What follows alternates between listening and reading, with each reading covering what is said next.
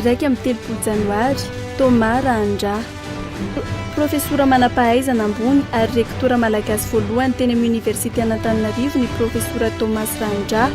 Manana mari-pahaizana maro izy toy ny licence en sciences physiques, ingénieur de l'université de Montpellier, doctorat en sciences d'état de l'université de Paris.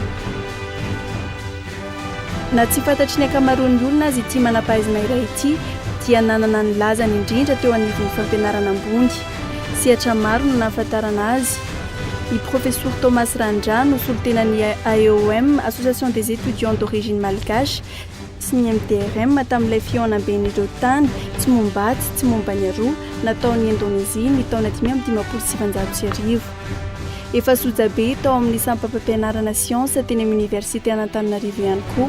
Isan'ireo nanorina ny sekoly polytechnique Antananarivo sy Antsiranana.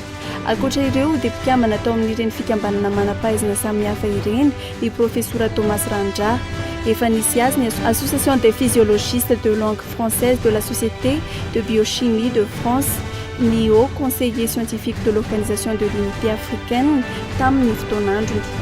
Teto Madagascar dia mpikamana tao amin'ny Akademia Malagasy i Thomas Randra ary isan'ireo mpikamana tao amin'ny filan-kevim-pitantanan'ny MRA izay naoriny professeur Albert Rakoto Ratsimamanga. Teo amin'ny sehatry ny soratra dia fantatra fa efa mpikamana tao amin'ny SAERAOI na Société des écrivains de l'Océan Indien tenany. Iraika amin'ny telopolo janoary 7/7/2007 no notomandry ity manam-pahaizana ambony iray ity.